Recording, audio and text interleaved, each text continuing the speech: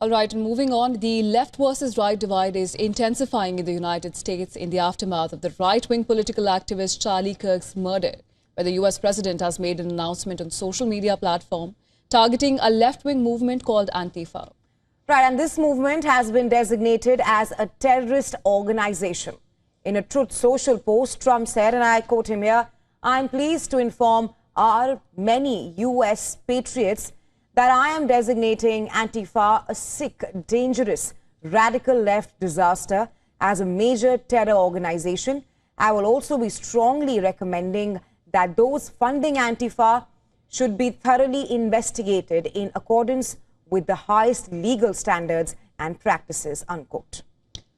Now, Antifa is a leftist ideological movement which, according to experts, does not have a clear leadership structure. There's also no direct link yet between the leftist movement and Kirk's suspected shooter, Tyler Robinson. But this is not the first time that Donald Trump has targeted the movement. Back in 2020, Trump had contemplated taking a similar step against Antifa, and this was during the time when nationwide protests broke out after police killed a black man, George Floyd. And now, after the murder of Charlie Kirk, the Trump administration has taken a strong stance for serving justice.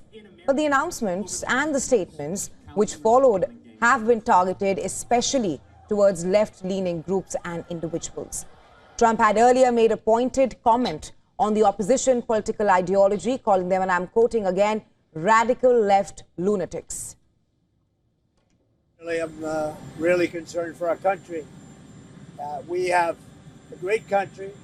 We have a radical left group of lunatics out there, just absolute lunatics, and we're going to get that problem solved. I'm only concerned for the country. Now, several experts say that it is currently unclear if Trump's announcement on terrorist designation has a legal standing. Critics also raised an alarm over free speech as a fundamental right, which is being stripped off for the left-leaning groups and individuals.